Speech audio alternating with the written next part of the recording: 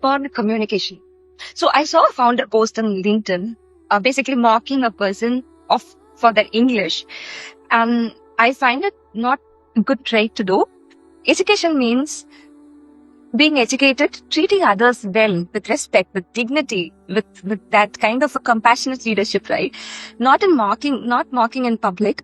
Rather, if I would have been the leader, I would take the person offline and I'll correct the mistake, and then I'll provide some more tips for improving communication, just like the way I do to the reportees for the reportees I've already done, for the people I coach, for the fresh grads I coach and all.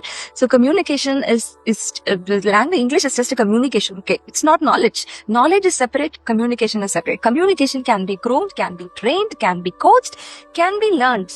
It's not something we are all born with. It is just something that we can get trained on.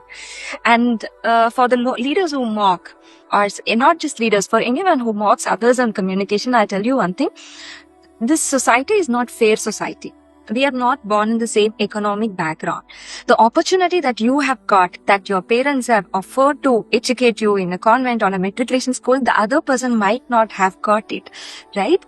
Socio-economic condition differs.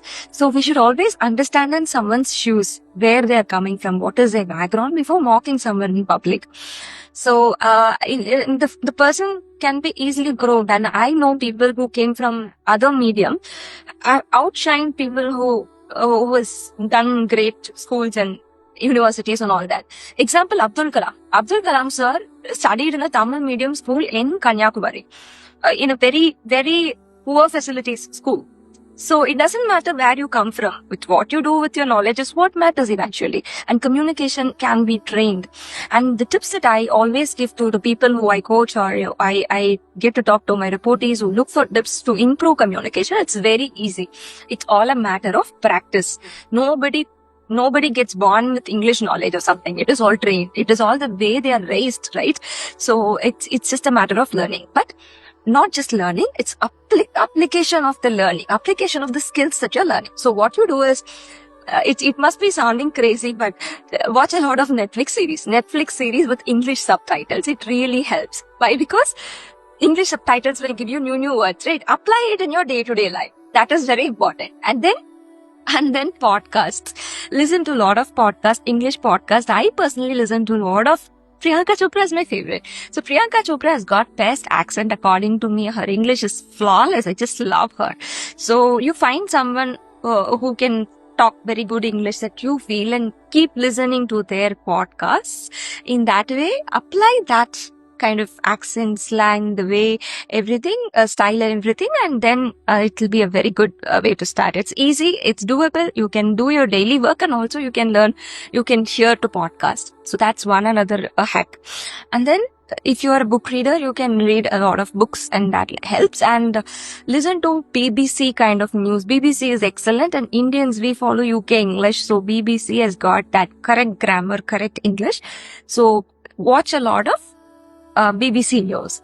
This would actually help. And how you practice is, stand in front of a mirror, do a voice recording in a phone also, and then try to correct yourself. Or there are some AIs which can actually help, talk to you and correct your grammar.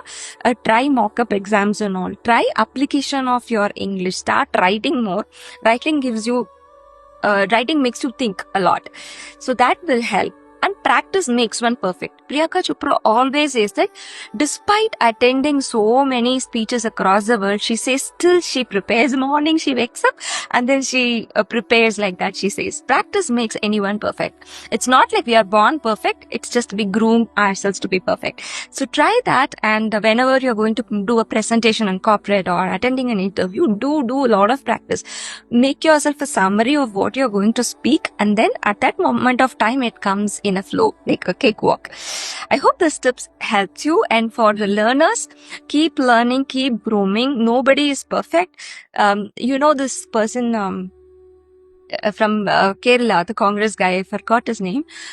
So he introduces a lot of English words, often like an encyclopedia kind of a person.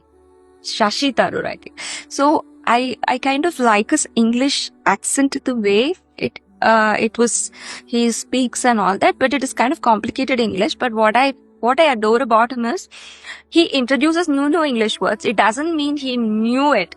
It means that he is learning it. He's educating himself so that he can flex to people. That's what I think. So likewise, no matter your age or anything, just don't stop learning. Keep grooming yourself, and it will always help. Communication, there are people who with communication survive in IT, survive in politics, survive everywhere. Communication is very important. So give that equal importance and keep grooming yourself. This is for learners.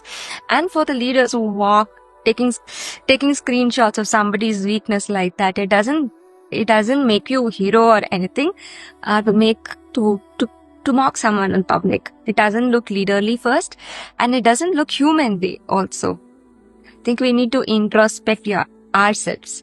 So that's my advice. That's my suggestion for anyone who's in the leadership position, to put them in others' shoes. And I would take the person offline and discuss in private, correct the person, fix their mistakes, rather taking a screenshot of their mistakes and boast our English. It's not nice. I hope I didn't hurt anyone, but I thought I will make a point of telling about communication. Again, communication, English is just communication. It's not knowledge. I hope this helps. Cheers. Have a good day. Bye.